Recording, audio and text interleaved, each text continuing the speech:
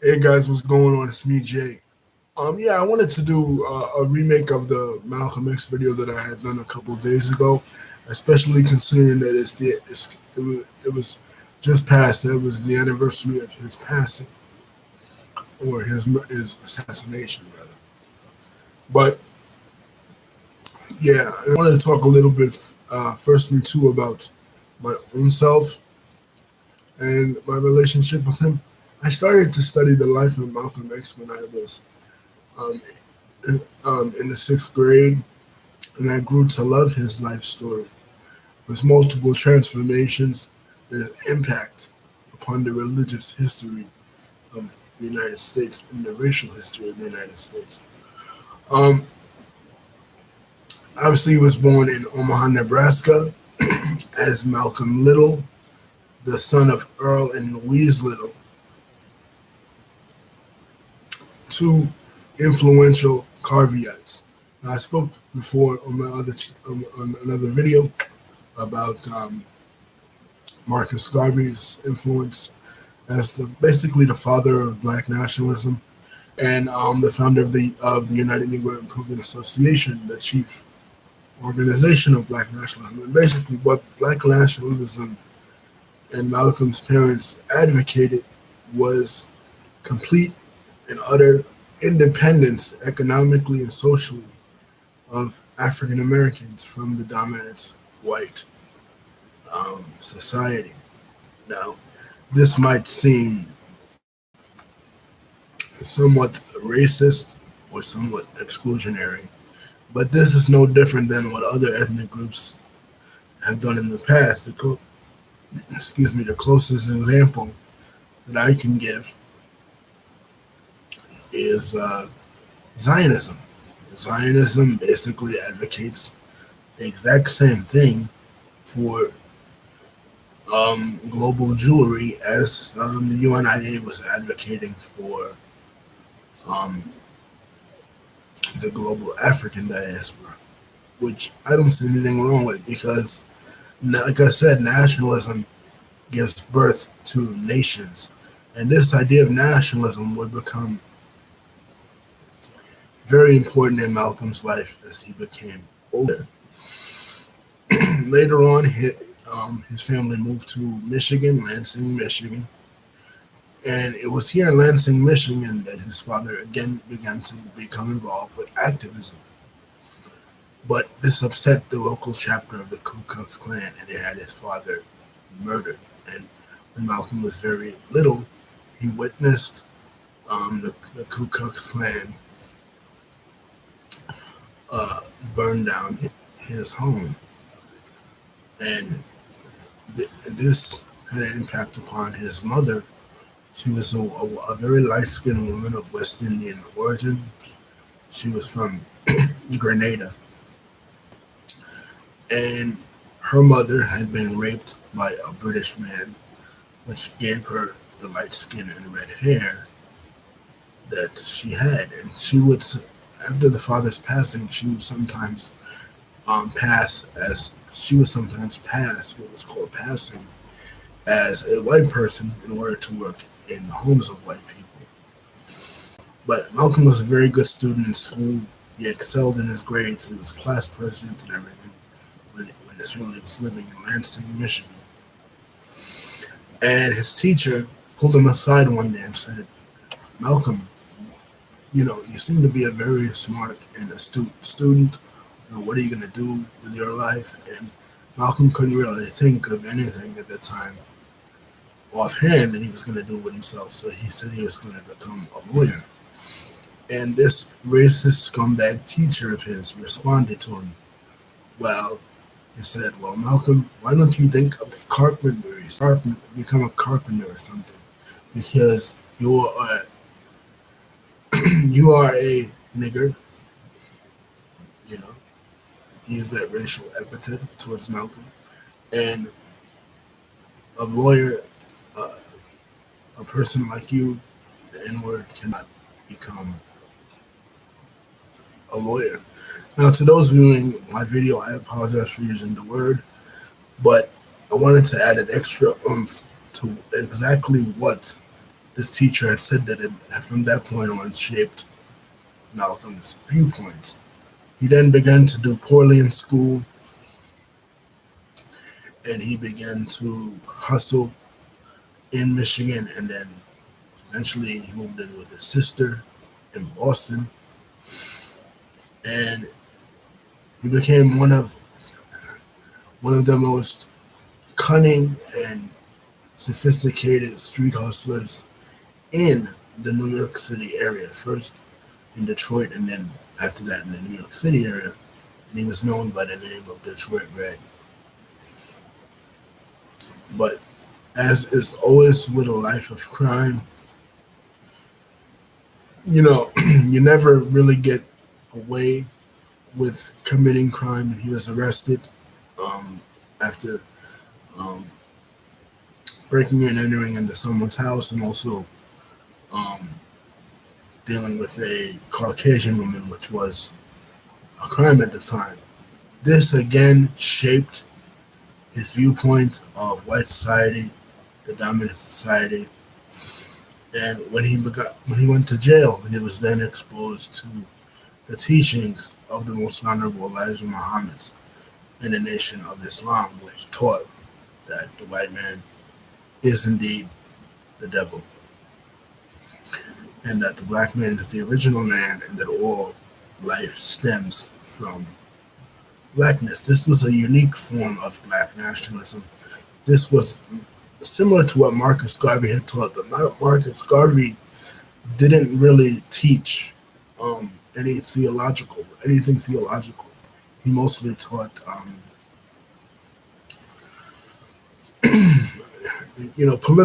political separation from white people, but nothing theological. But the Honorable Elijah Muhammad came from a Baptist minister background, and his organization was primarily religious. It was a Muslim organization.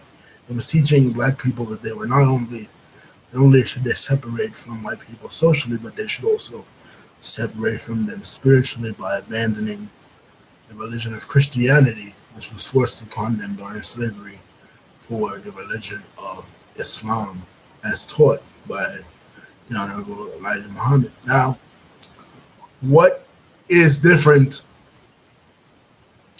about what really happened versus what happened in the 1992 Spike Lee movie based on Malcolm's life starring Denzel Washington is that in the movie it is told to us that Malcolm was exposed to the teachings of the Nation of Islam, imprisoned by another prisoner, by another inmate, but that wasn't really the case. He was actually exposed to it by his brother Filbert, who had become involved with the Nation before. Eventually, Malcolm's aunt Ella also converted to Islam, and this would become important later on in his life, as she was the one who financed his trip to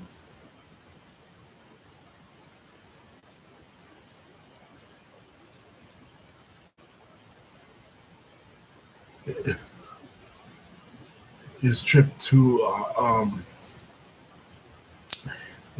Mecca as an Orthodox Muslim. Um, the charge of it being pretty racist, quote unquote, is pretty dumb. But I'm going to continue on with his biography later on.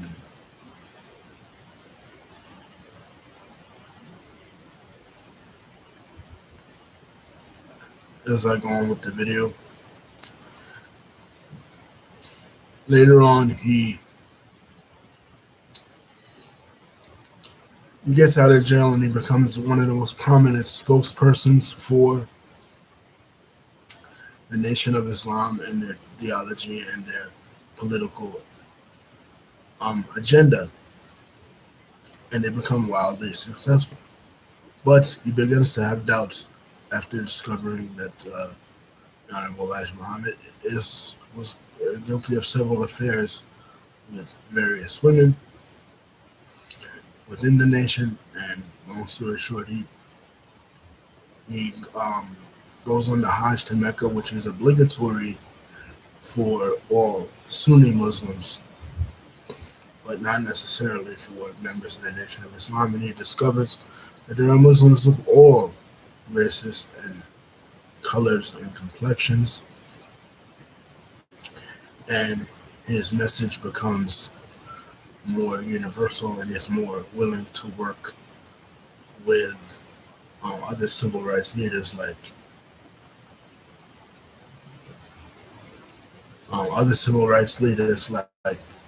Martin Luther King Jr. and Clinton Powell Jr. Eventually, he is murdered by what I believe to be the government in concert with the nation. I don't believe that the Nation of Islam had the resources to completely pull off the murder. I think being a high-profile prominent civil rights leader um, led to him being murdered. But yeah, that's pretty much it. And to me, it shows that someone can have radical views and later change in their life, and they can come to realize that they were wrong. Nobody is ever 100% in their life, and you could say yes that the teachings were pretty racist, as you say, or I prefer to use the word tribalistic or nationalistic. But so a lot of most religions are exclusionary, including Orthodox Islam, Christianity, which states that if you're not, you don't belong to it, you go to hell. Or some religions that have people that are the chosen race, based on genetics. Would you say that these religions are racist as well? Or would you try to justify it by saying this is a misinterpretation of the theology and they don't actually believe this? But one thing I do love about Malcolm's life, again, is that it shows growth and that people's opinions can change, and that nobody is ever stagnant in one opinion. And as far as the Ottomans missing on industrialization, which is a completely different discussion, I actually agree with you. I think that Islamic empires at that time did miss out on industrialization just because they forgot to throw off the shackles of religious extremism. And like I said, I think it can show that a person can grow from religious extremism. And if a person can grow from religious and political extremism, so can an empire. And if they fail to do so, then they fall behind. As far as you don't see black nations or Islamic nations succeeding, I would contend to differ with that. In the terms of Islamic nations, yeah, because, well, petroleum. That's about it. But yeah. And we all have different opinions, and that's the beauty of a forum like this and a forum.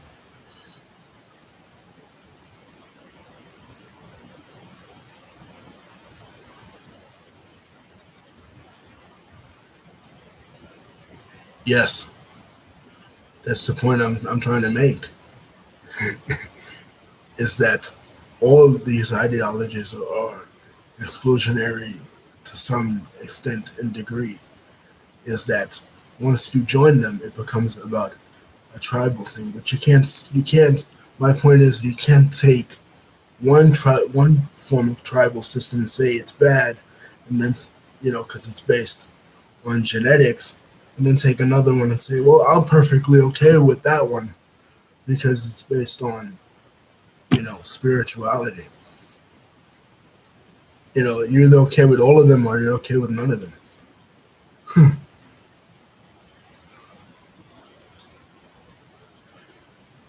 But then again, if you just taking from an individualistic basis, then how do you really start a political movement? Or how do you form a nation? Which is an interesting question. How does one form a nation given that there has to be insiders presumably and outsiders presumably, and unfortunately when there's outsiders, it does lead to violence and dogmatism. And I think we can take a person's life from a political extremist point, and it can show us what to do in certain instances and what not to do in certain instances. We don't just have to discard that person entirely, the person's biography entirely. We can learn from it, and we can say, well, that probably didn't work in the past, so let's try something different. Even a radical ideology, like a racialist ideology, or a really extremist ideology like that of the Nation of Islam or that of Mira Kahana, maybe, or like a Richard Spencer.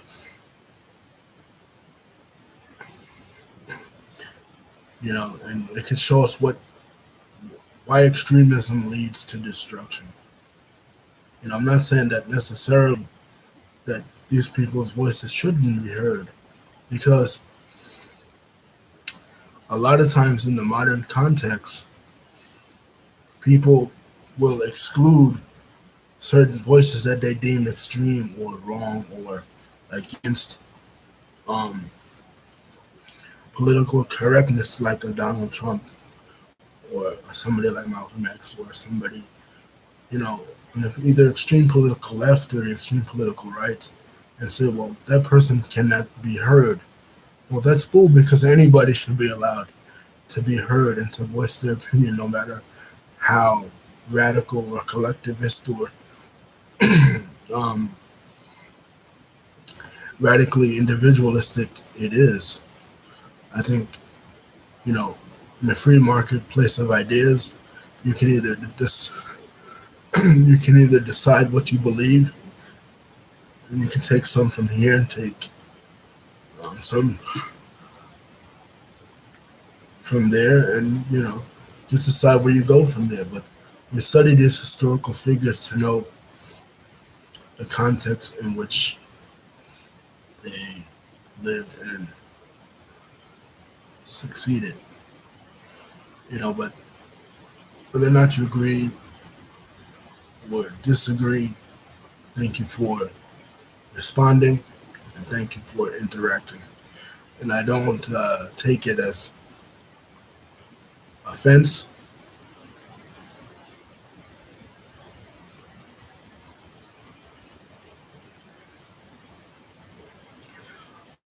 Yeah,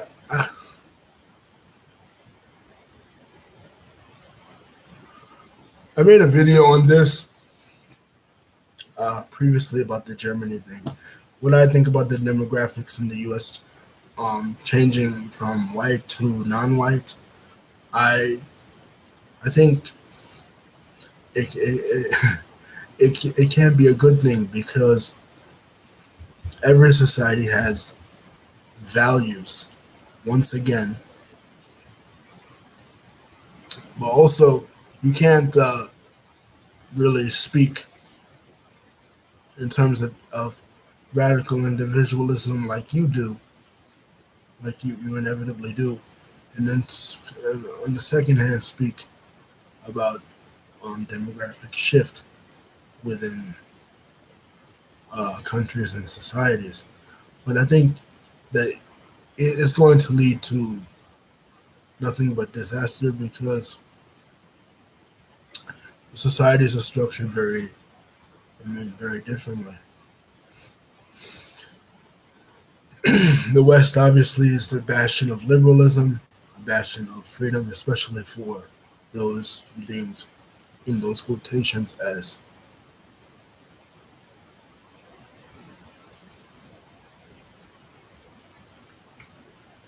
yeah. I mean, no natural barrier exists that prevents us from falling into another dark age. Of course not.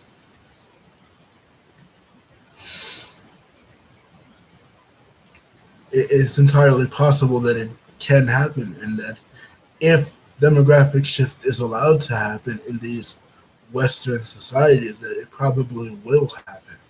Because, again, just because I say that I admire someone like Malcolm X that I'm making the video on, doesn't mean that I entirely agree with his religious perspective either.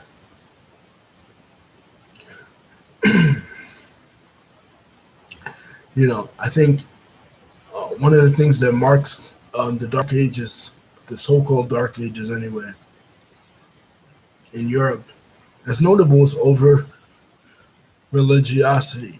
It is, however, ironic that during these same Dark Ages, um,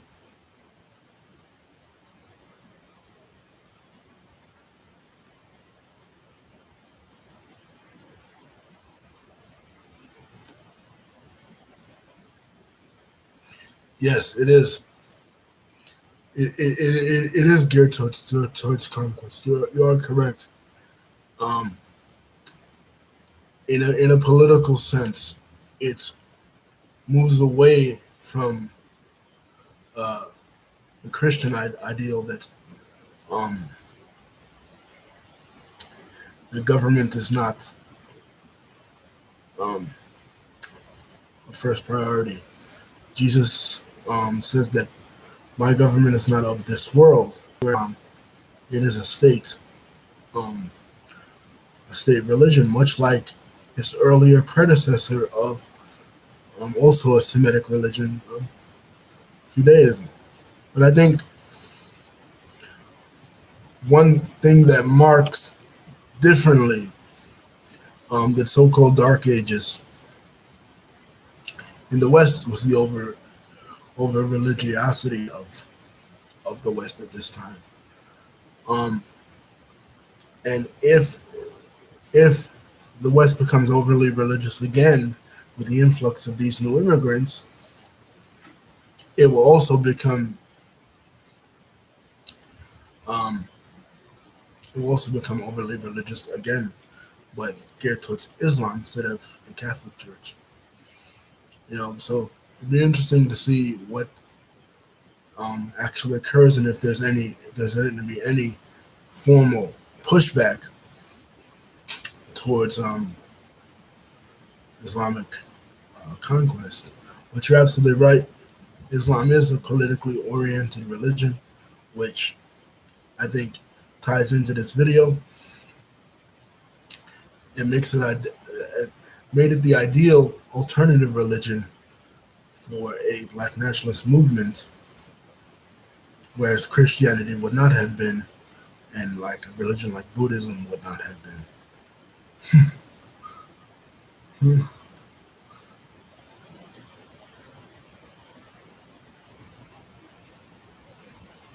But for the U.S., it's a little bit different than Europe because the U.S. already had a different racial and ethnic population before the arrival of the Europeans.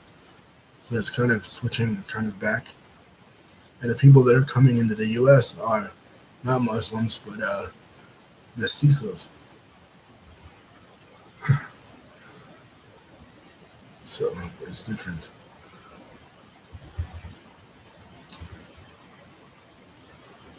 But I see your point, and I would say that yes, Islam is geared towards conquest. Yeah.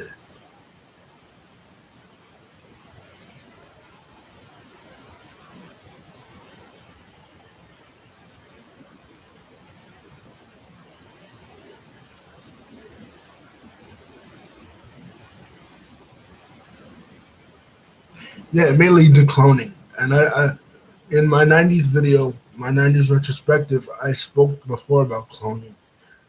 And when they cloned the sheep Dolly back in '97, and it may lead to um, cloning. Yeah, and they may use um, genetics from different groups to create a super race. As out there as it Star Warsy as it sounds, it could it could happen.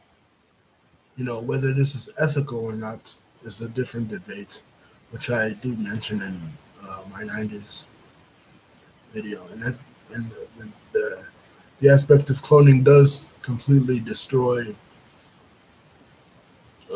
individualism, because then you can't theoretically say then we're all individuals, because we can anybody can be cloned like a sheep, like Dolly in '97.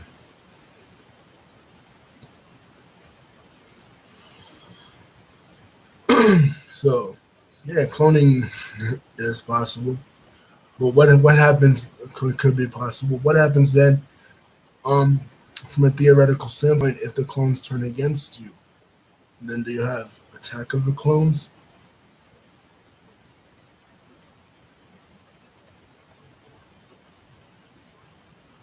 Yeah, modern feminism is, oh god, it's terrible. I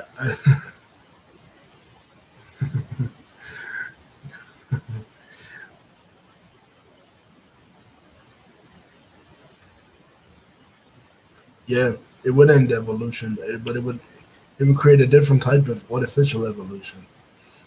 And I think modern feminism would be in favor of cloning, because they want to have children without having men.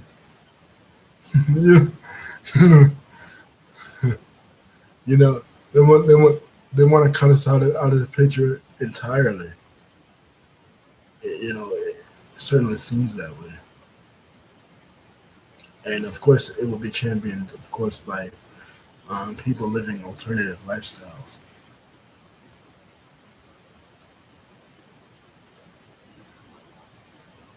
But in terms of modern feminism, yeah, it modern feminism could be the trigger that leads to, um,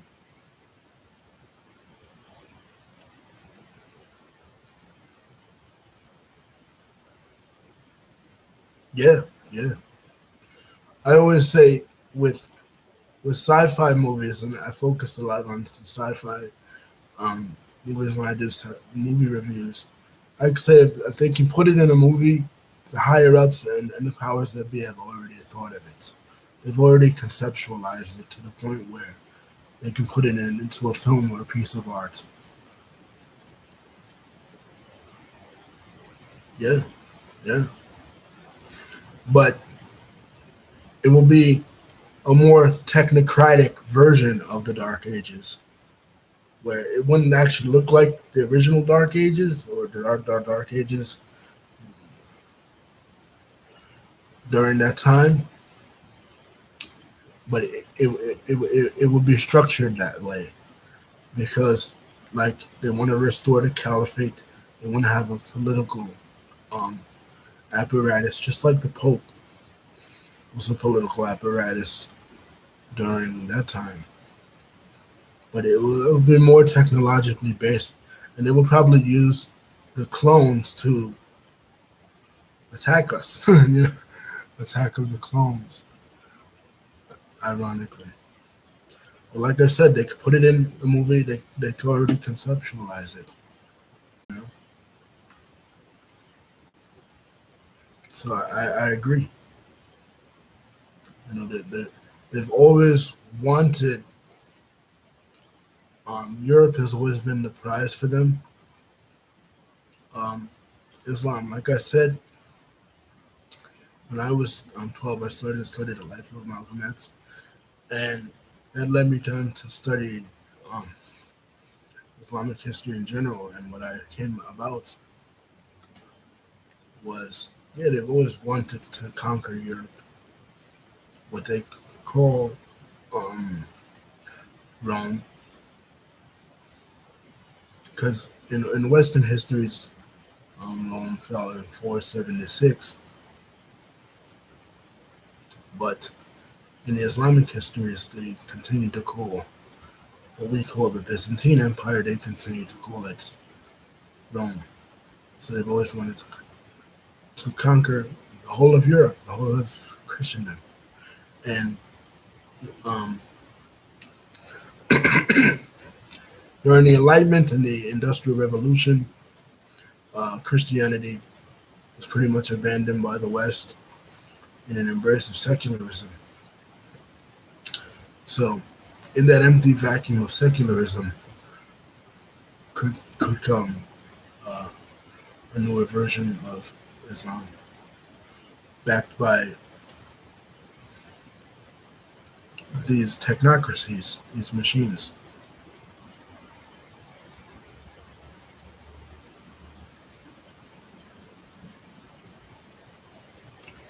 Yeah, well, shouts out to Germany. You know, you guys have gone through a lot of hell since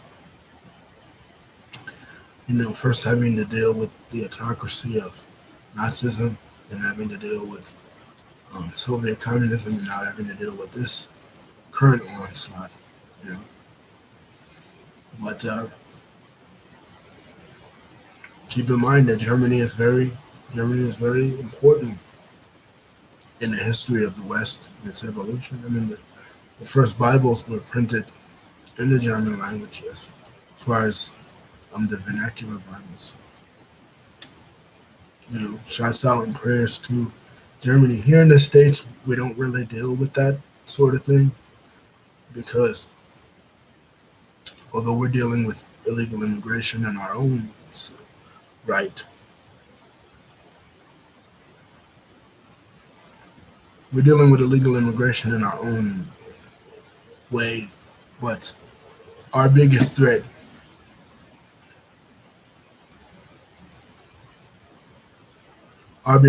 is uh, drug cartels and gangs like MS-13 having nothing really to do with a concrete political or religious ideology. So. And I would say our other biggest threat is here in the United States is that of social justice warriors and modern thought police. But I'm sure it's very worse in Europe,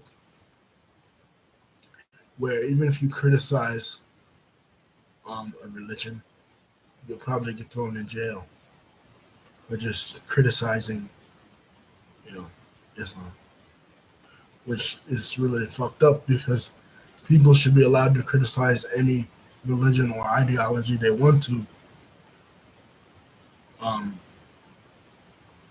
you know, without fear of being banned or silenced for racism. And Islam is, as the life of Malcolm X itself proves, Islam is not even a race. He himself learned that. So how can you be racist against an ideology? You can't. you know, there are Muslims of of all races. So, the argument that the left uses to say, well, you can't criticize Islam because you're racist, that's complete nonsense because, again, Islam is not a race. Somebody like uh, you might disagree with the political machinations of Islam, but that doesn't mean that you hate Muslims as people. You just don't want to see your nation, your German nation and your German heritage become Islamicized, which is perfectly understandable.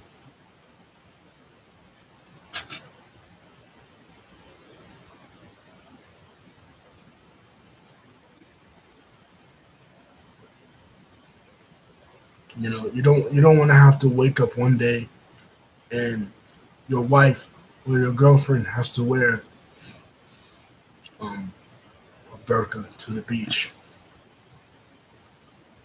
You know, but I would imagine that a person of the Islamic State doesn't want to have to wake up one day in the middle of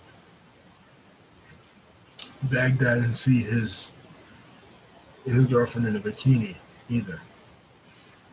But then again, someone like you, Kylo, is not forcing.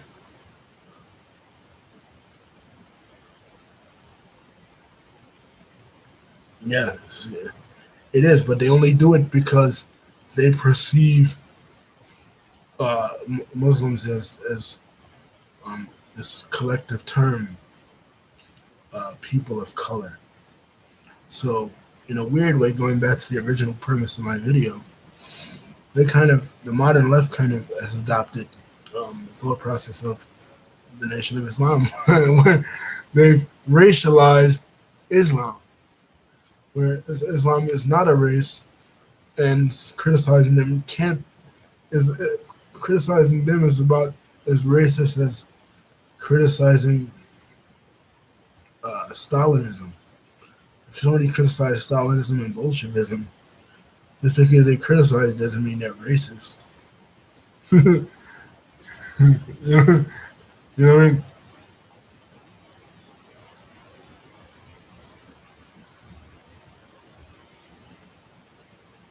Yeah, yeah, I understand what you mean. Um, you don't you don't want to see your heritage, your German heritage, to disappear. You know what I mean. You don't want to wake up one day and have your children to be forced to read the Quran. you know, which is completely understandable. Even though um, German scholars were some of the first scholars to translate and investigate um, the origins of the Quran and to deconstruct um, Islamic writings, because they were obviously, as you know, very close with the Ottomans during World War One. So, no, pardon me for that. A lot of German scholars were heavily involved in some of the first Islamic studies, done by the West. But you can't, um, you can't,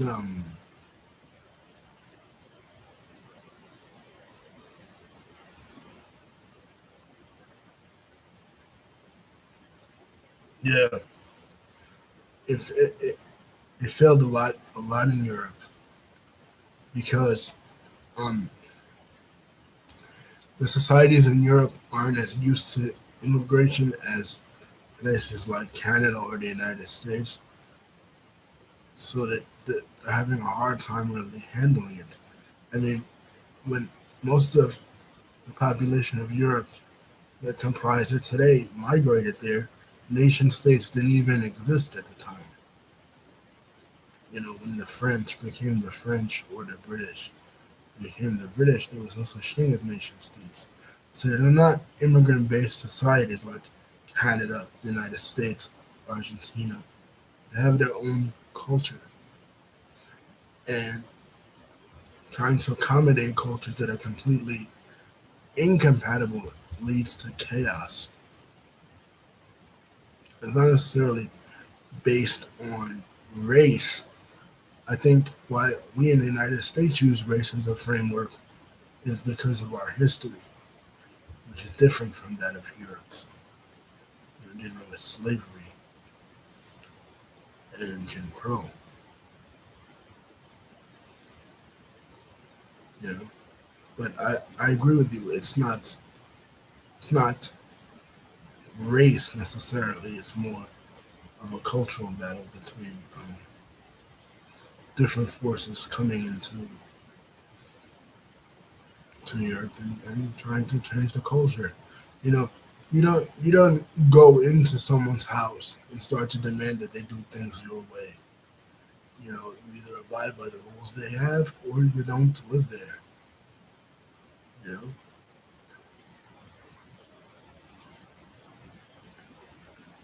And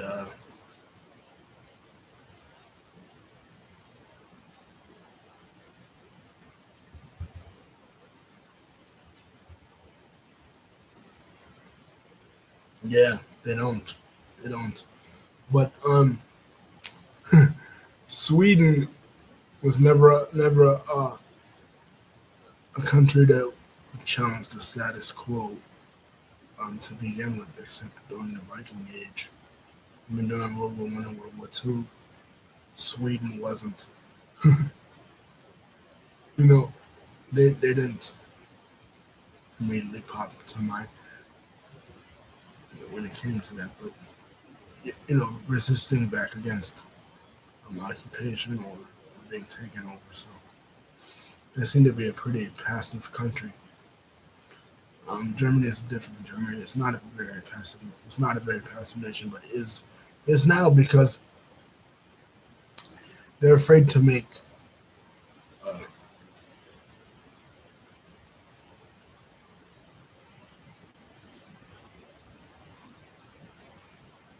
thank you very much. They're afraid to make a lot of moves in Germany because they don't want to be perceived as Nazis. You know what I mean? Like they're afraid to for history to repeat themselves, so they feel like they have to be like mice. They have to be timid and they have to be humble to the point where they have to be taken over by another nation and another society because they're afraid to say, "Well, we don't want that in our culture. We don't want repression of women. We don't want repression of religious minorities. Um, we don't want backwardness. We don't want to go back to the 1400s or the 1300s or the 1200s." They're afraid to say that because immediately then the specter of the Holocaust pops up and people start to say, "Well, you're a Nazi, you're this, you're that," and pointing fingers, particularly at the German, um, in the case of Germany. But think about this in a way, uh, Kylo, that Germany has a culture of beer, very delicious beer and delicious breweries. But if current trends continue, we won't have any alcohol at all. You know what I mean? Because the current religion that we're speaking about now, in Islam, alcohol is prohibited. So just something as insignificant as alcohol from the culture that is a very big part of German culture that I know, even from the United States, I go to different October festivals, will be completely eliminated if current migratory trends continue.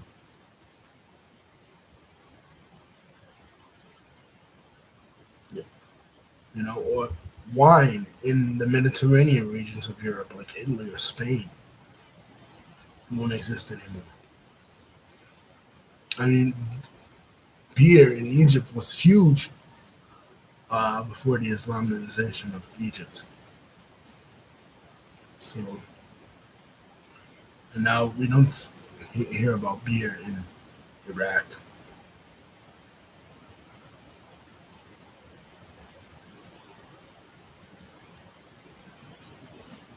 Yeah, they will probably leave, to other countries, which happens.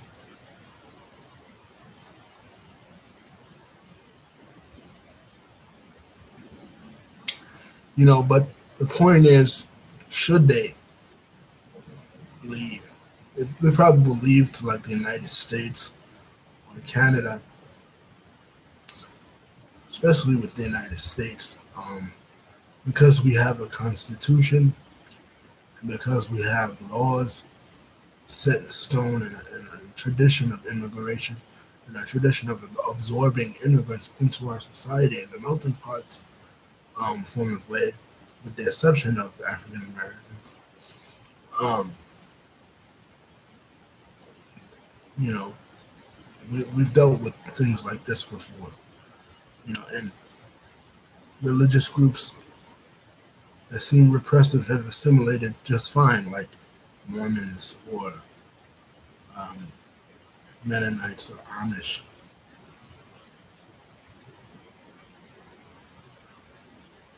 Right, right. Because like North Africa, you bring up the example of North Africa, and prior to the Islamization of North Africa, it, especially Tunisia, it was a bastion of Christianity. Augustus of Hippo was from there. Some of the early Christian theologians during ancient times were from there. Now you see nothing of Islam. I mean, nothing of Christianity in the home of Augustus and Tertullian. You see nothing of Christianity or indigenous Christian churches in North Africa or in Turkey, which, like you said, and I mentioned too before, 1543 was the bastion um, of Eastern Christianity. So um, the point in this video that myself and Kylo agree on,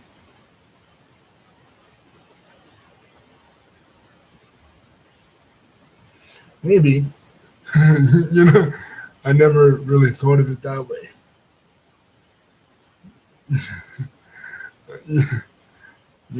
I never really thought of it that way. You know, yeah, yeah, it was left over the Roman Empire, but it was Greek speaking, unlike the Roman Empire, which was Latin speaking. But to the Muslims, it was Rome. RUM uh, was the spelling that the Muslims always used in all their sources, the Umayyad sources, the Abbasid sources, all the sources. They always used Rome. But in Western history, it's the Byzantine Empire because, oddly enough, the Holy Roman Empire was um, part of your country, part of Germany. So um, we use the term the Byzantine Empire, and it lasted over 1,000 years until. But this is kind of different because uh, that was a traditional takeover of a society. This is more like a slow immigration, slow migratory pattern, and they didn't have technology in those days to really track what the society actually thought about the demographic shift in their culture. They had the written word, but it wasn't as widespread before the printing press, and they certainly didn't have things like social media or television or radio. So, um, in some Middle Eastern countries, for example, like Syria, you start to see the writings of John of Damascus, and he talks about the the early onset of Muslims, or you know, and how it's affecting the change in Syrian society. But we don't have much writing from that time frame to see how people really thought in those days about the demographic shift back then. Um, it wasn't really the same because they didn't really have a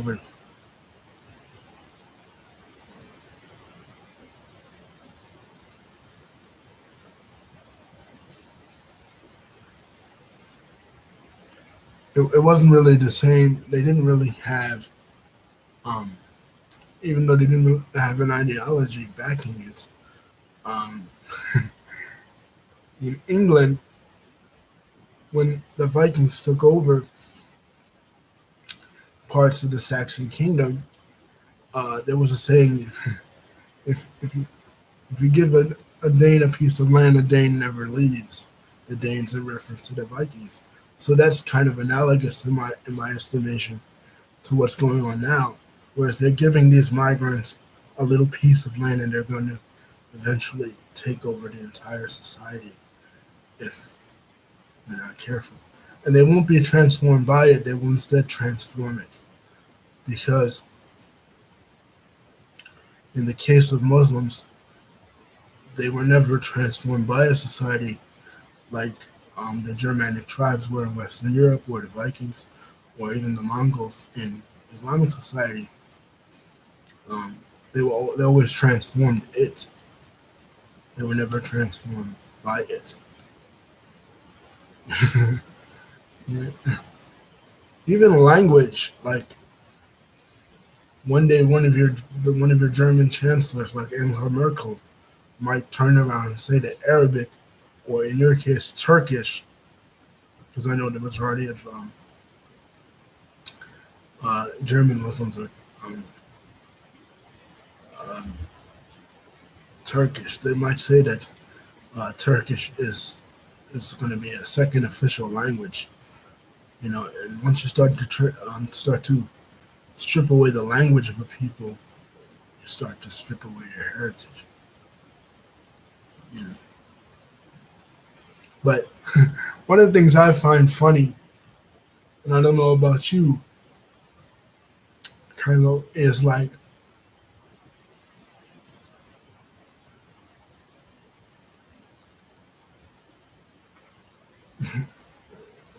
how does feminism coalesce with Islam? If anything, Islam is the most anti-feministic religion that there is of the three Western faiths, of really all the faiths. So how does modern feminism jive with Islam? It doesn't really make any sense.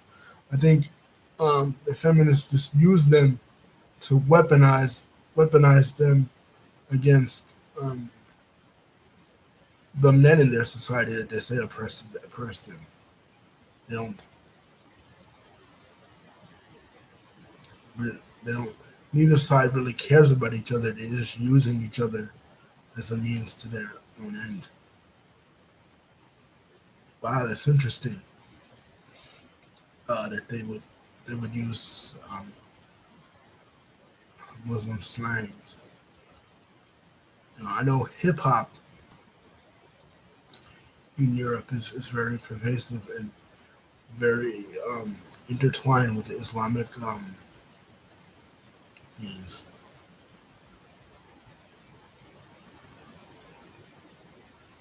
Yeah, yeah.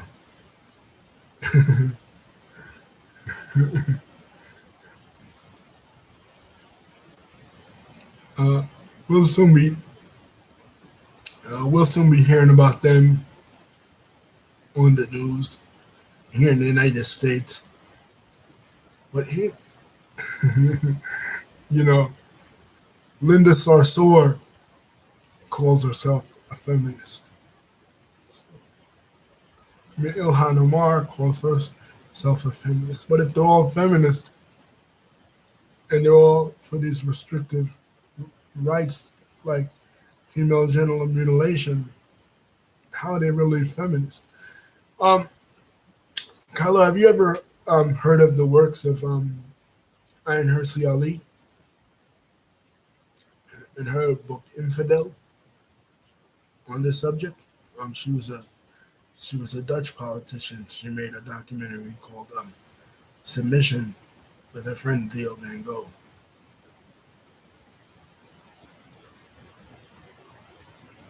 Yeah, yeah. That's funny. Yeah, it's very funny. But yeah, she Theo Van Gogh. For some of the viewers that might not know, was the filmmaker that collaborated with her on Submission, and he was stabbed to death, guys, in the Netherlands. And she was one of the first ones that was really talking about this cultural erosion of Western European values by migrants. And Christopher Hitchens, I miss him, man. I miss his quick-witted responses um, to his haters. As much as I like Richard Dawkins is more of a smooth, a smooth talker. Oh, I have to look that person up. I don't know who that is. You know, yeah.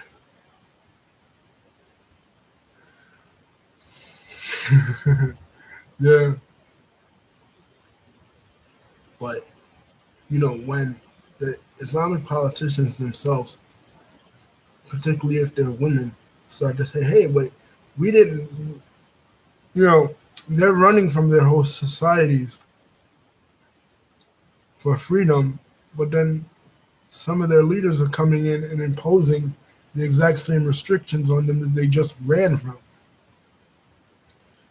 You know, it seems kind of funny. Like you didn't want to be in Somalia, but now you want to bring Somalia to the Netherlands or to Germany. Doesn't make any sense. You know, but I think people become uh, more invested in their particular heritage when they feel that their heritage is challenged. So some of these migrants might um, have the only thing they can really cling to is their old world heritage. So they become more, oddly enough, they become more religious than before, and they even have Islamic hip hop music, which is very ironic since Muslim faith is music is supposed to be prohibited. They see hip hop as a way of reaching the youth. So they reach them through music. And when you have somebody like Ariana Grande um, endorsing Islamic fundamentalism, you kind of scratch your head like, what?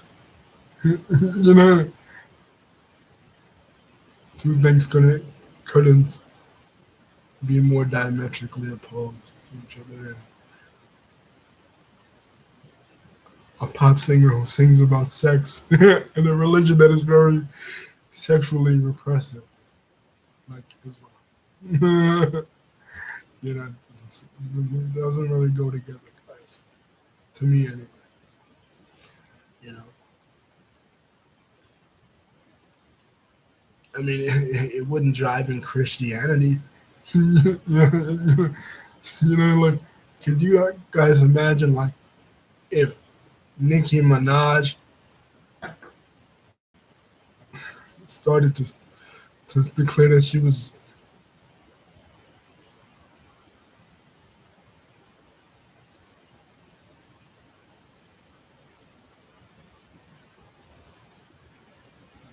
yeah, yeah, they would. They do the same thing here in the states.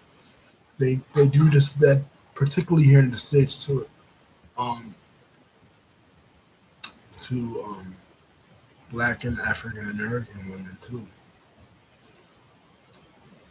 They, they don't want to marry them because they're outside of their culture, but they'll date them and they'll treat them like dirt. Yeah. Well, yeah, I mean, what was it, 2017? It was a barrage of rapes in was it Cologne by um these these these people. Stefan Molyneux um, covered it. It wasn't covered by the mainstream media here in the States. A series of rapes. Like, that. And what about what about the grooming gangs in England? You have these grooming gangs, these these gangs of young men from Islamic backgrounds taking in Western girls and grooming them for prostitution.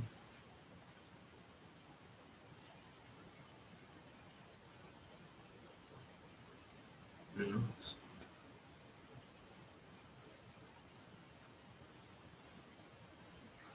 Yeah, yeah. That's why I said they're being called Nazis, which is an irony because actual Nazis were actual allies with the extremist Muslims during World War II. I mean, Haj Hamid Husseini was an ally of, they had their own version of Islamic SS that were from Bosnia and Albania. So the irony of calling someone who's standing up to political Islam, not necessarily Islam as a spiritual system, but Islam as a political ideology, a Nazi, is weird because actual Nazis would have loved these people because actual Nazis were against individualism, they were against freedom of expression, they were,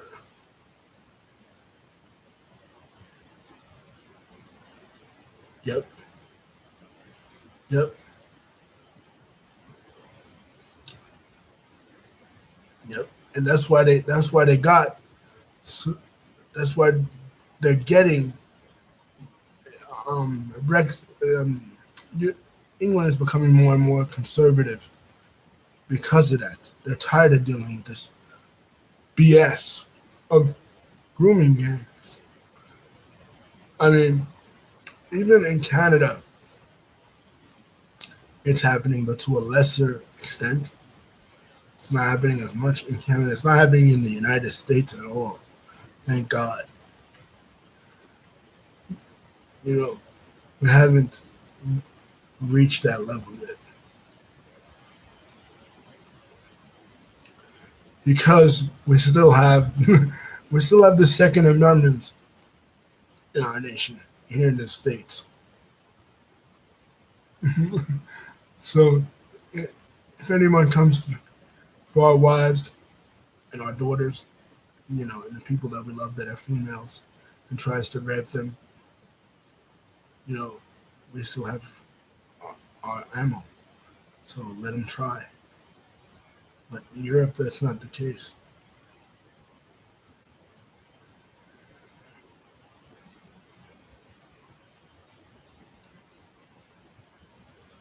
But yeah, I think it was Tony Robinson or it's one of the commentators that spoke out against grooming gangs got banned in England.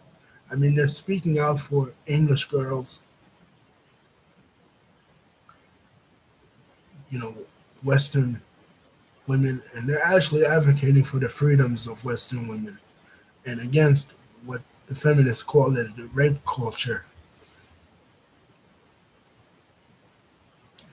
And they're getting banned by these same women. Like, I'm speaking for you, and you're banning me. One of the things that Malcolm X had said in one of his direct quotes was that if you touch one of our sisters, you're going to see head starts to roll. And European people should take the same approach that if you touch one of their daughters or sisters or women in their family, heads will start to roll. Because the protection of women is the foundation of every society. in every nation. Without women, you don't have a nation. That's a fact.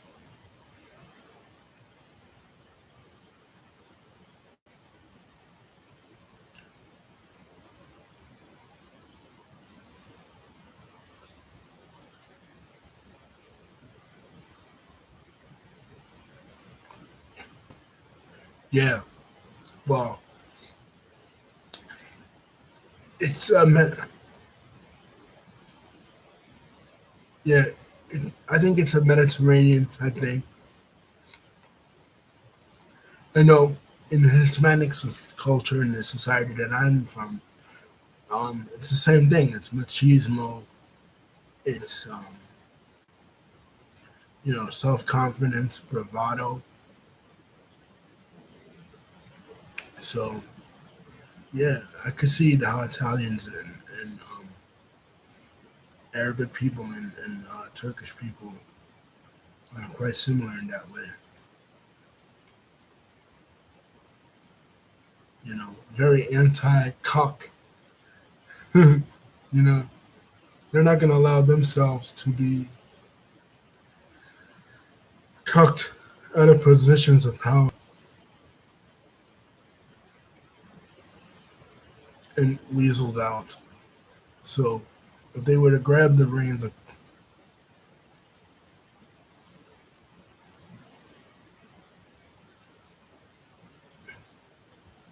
yeah, yeah, that's true. They can't. Um, they can't. They can't marry because they understand, just like the Orthodox Jewish faith, that women are the foundation. They're not going to allow their women to be um, married out. Then their faith wouldn't exist. And their faith is not just a faith; their faith is political. you know, like it's not like we're not dealing with Scientology, where somebody just believes something crazy, and who cares what they believe? They're no threat to society. And with this, we're dealing with a political superstructure, different than just a religion.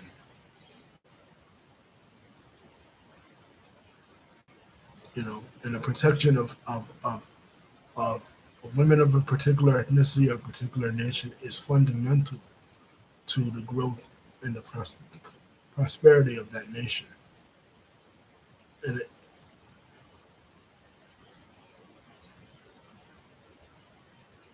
uh,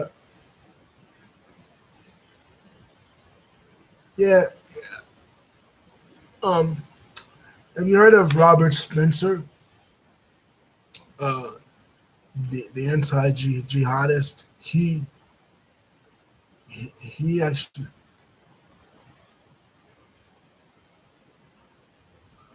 uh, he actually suggests that Muhammad might have been um, more of a composite figure. Look up the book, Did Muhammad Exist? It's not necessarily. I don't think the person of Muhammad was necessarily a concrete historical figure. It could have been somebody that was a composite figure that was a representation of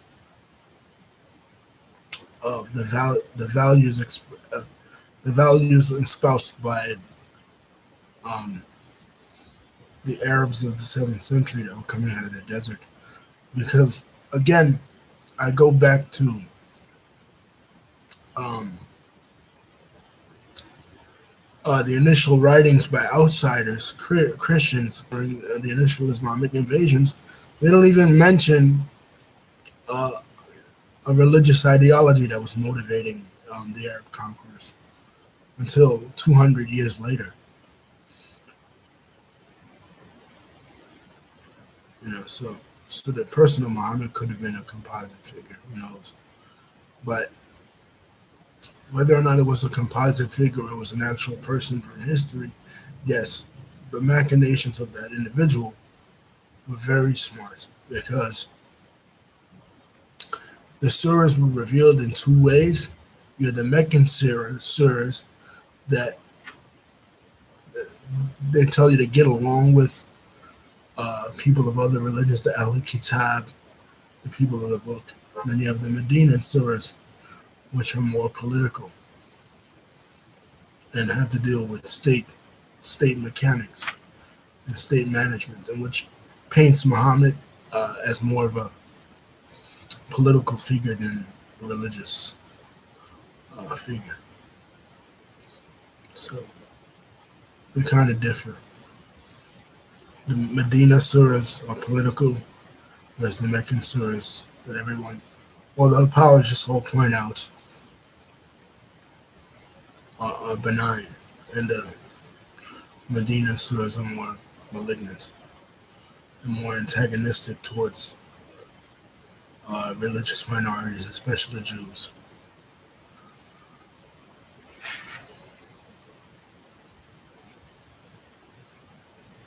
But yeah, look up that book by Robert Spencer.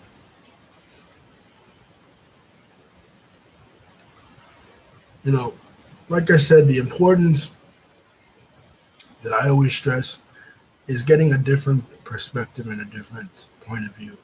If you have a point of view, look at the opposite point of view, and because how can you be ever be informed about your stance if you don't actually know what the opposing point of view is?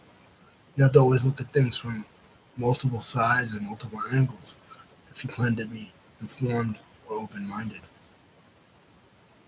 And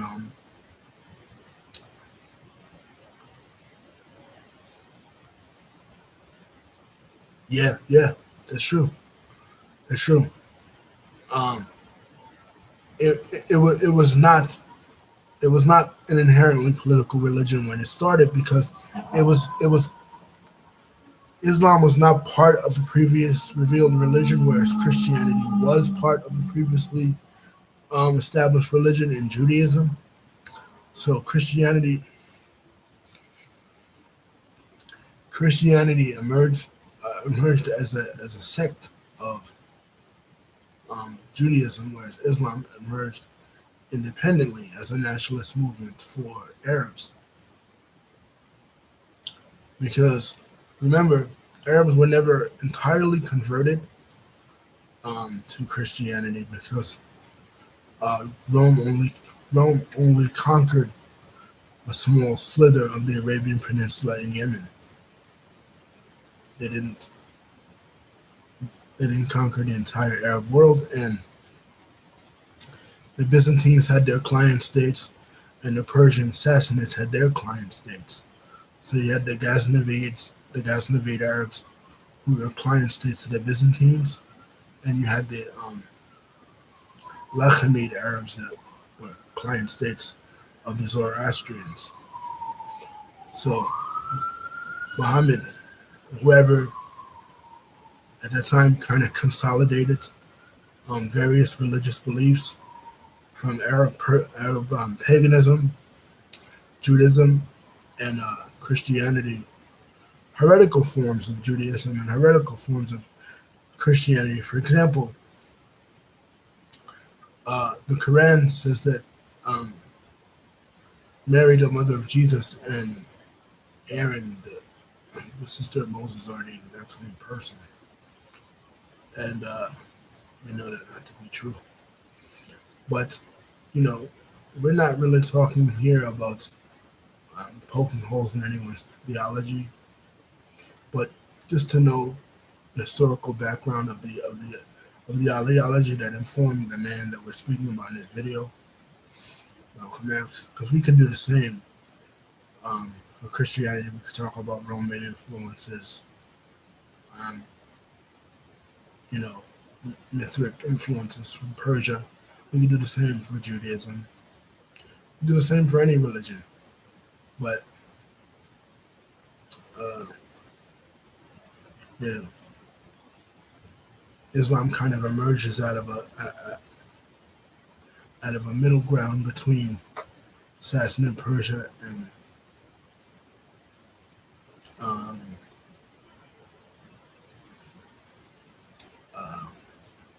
the Byzantines, and also the Ethiopians who tried to conquer Mecca in the year of Muhammad's birth, according to his own biographer, Ibn Sirah.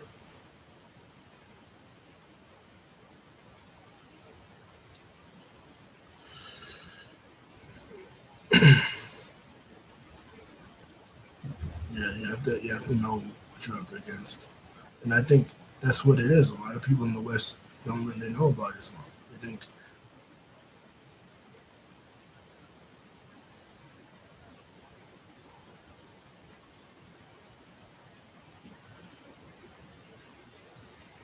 Nathan, the wise in the parable of the ring. No, I'm not aware of that. Maybe you could inform me about that, Nathan. I don't.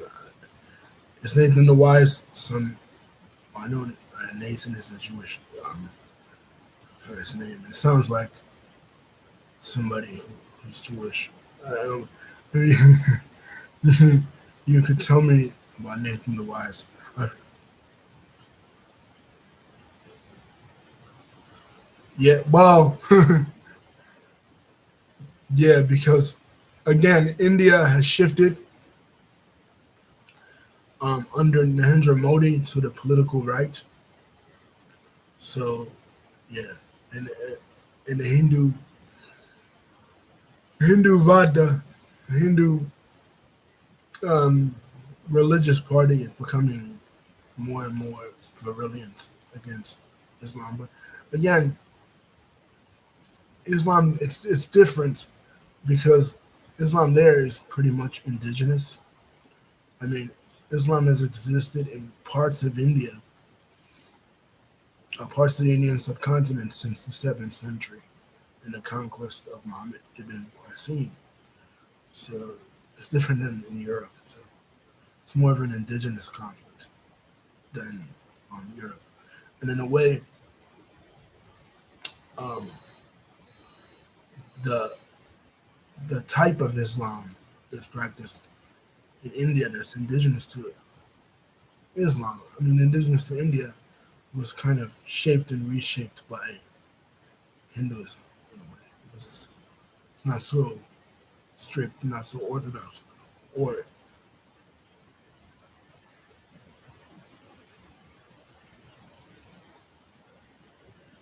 yeah, I have to Google that. But anyway, it's not so strict in terms of ideology, or at least it wasn't. But with Saudi Arabia pouring more and more money into these mosques and into these Islamic organizations, their brand of Islam, their Salafi brand of Islam, their strict brand of Islam that wipes away all the indigenous um, spins on Islam and the Islam that has adapted to local cultures, because Islam has adapted to local cultures in the form of Sufism in places like India, West Africa, and Southeast Asia.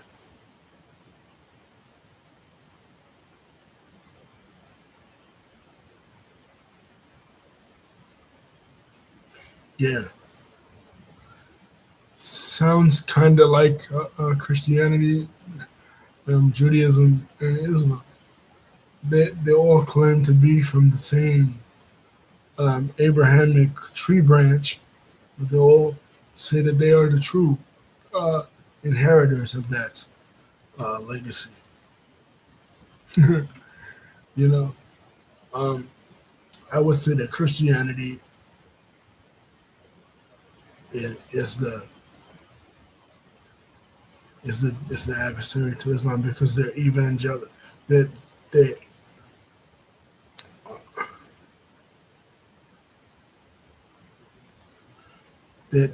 they're evangelical type religions, whereas Judaism isn't.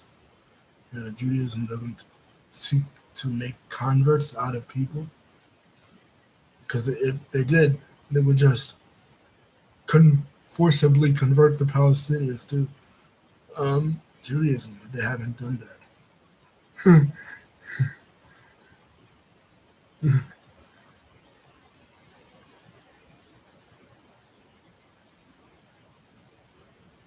Yeah, that it is interesting. And if you add the Baha'i religion in there, that's the fourth one. Even though the Baha'i religion is kind of like a heretical branch of, yeah, yeah. That that goes back to what I said earlier in the video when I said that the Nation of Islam kind of racialized the Muslim religion here in the United States. They racialized it.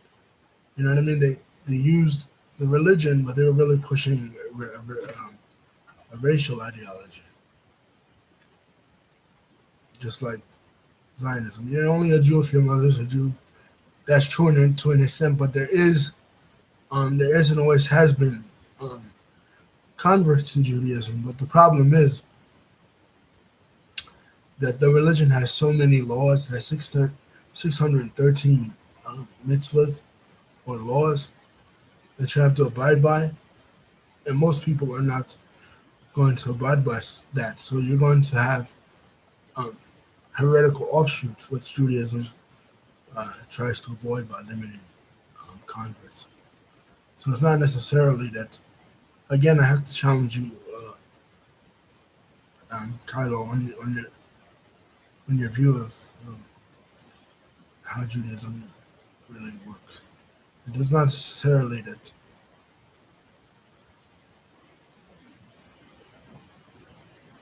Yeah, yeah. They didn't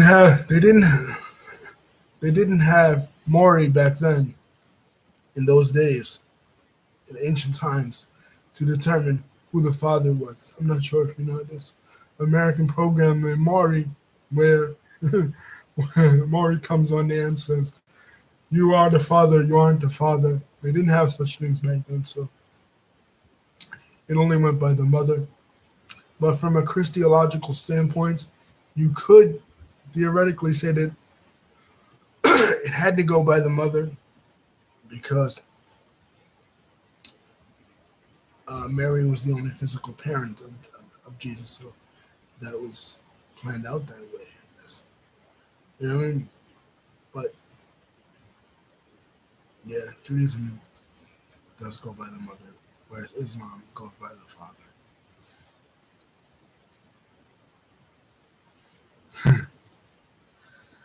Because,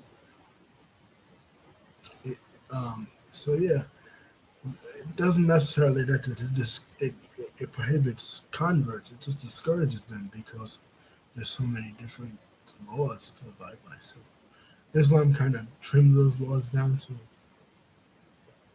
like 4 or 5 similar laws on dietary restrictions, sexual restrictions, and Christianity does away with the legalism altogether. And it's strictly a spiritual religion. But the thing is, how do you maintain that? So that's why the Catholic Church had to come in and create a political apparatus. Because if anybody can do anything they want, then the religion or the society lacks structure. And that's the problem with liberalism. Is that if you have an empty space, you can theoretically fill it with anything.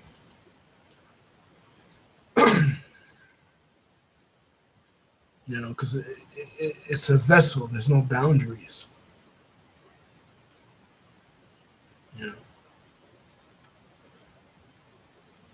and that's why the Catholic Church had to create a political apparatus, and eventually Luther had to create a political um, state as well, and so did other the Protestant reformers, like the Calvinists, because you have to have some kind of do's and don'ts, ins and outs, who's what. But also you have anarchism. And anarchism could divulge into anything.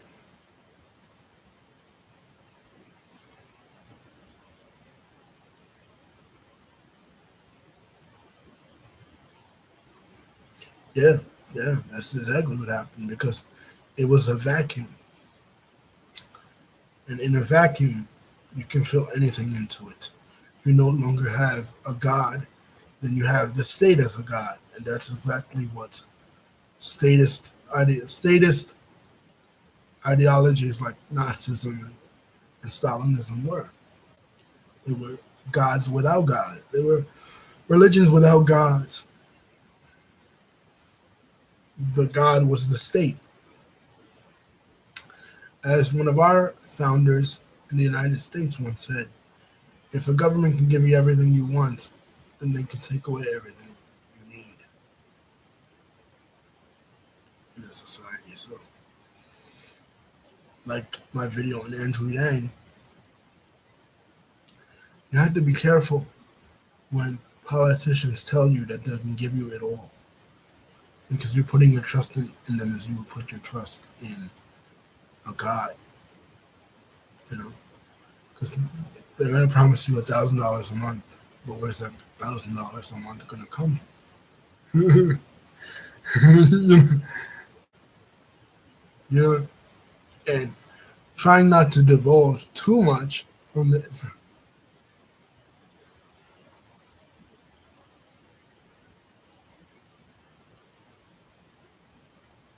Well, yeah, they were, but once again, when you leave a blank, any radical form of any form of radicalism could fill that blank in. You know, so human beings are drawn to power. Human beings are drawn to structure. Human beings, unfortunately, are drawn to tribalism. Human beings, us as human beings, we need something other than just individualism. We need some kind of identity.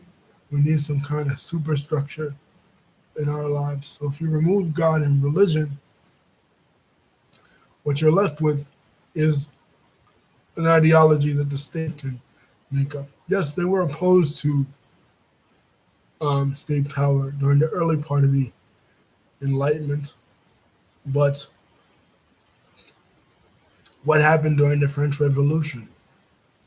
The French Revolution took away the monarchy but filled it in with dictatorships. Because once you have zero, then you could,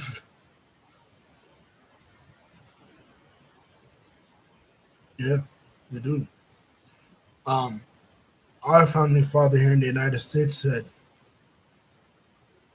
that absolute power corrupts absolutely.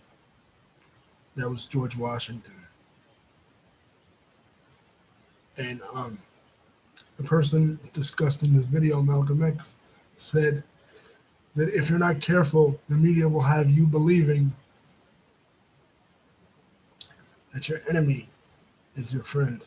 So the media can be very manipulative as well. Yeah, because that's what people do. You know, that's been the story of every revolution throughout history. Um, Even to some extent, the American Revolution.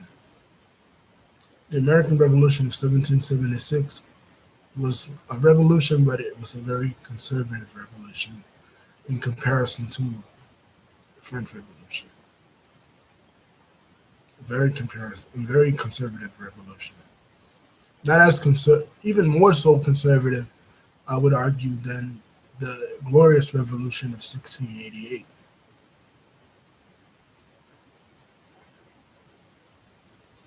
in England.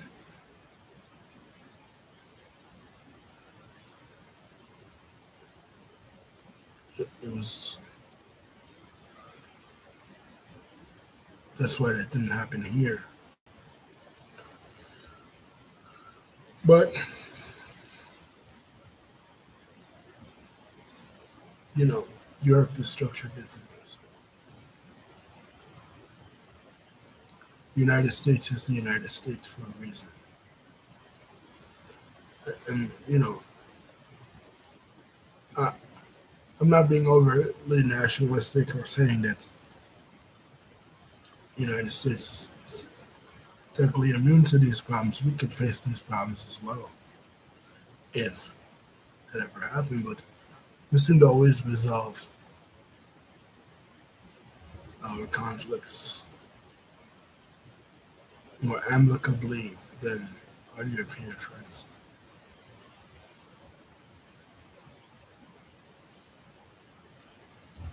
Except for the conflict of race, which has plagued my country, the United States, and which is the basic gist of this particular video. That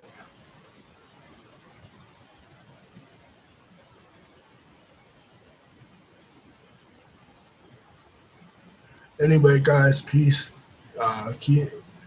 Kilo, I'm not sure how you pronounce that, but keep staying in touch, keep watching the video, and tell your friends about it. We could have open,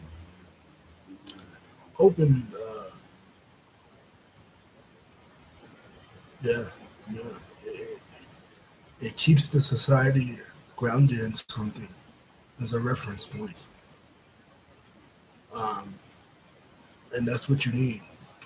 You need something to go back to and reference and say, well, it was written here that blah blah blah blah blah. You know.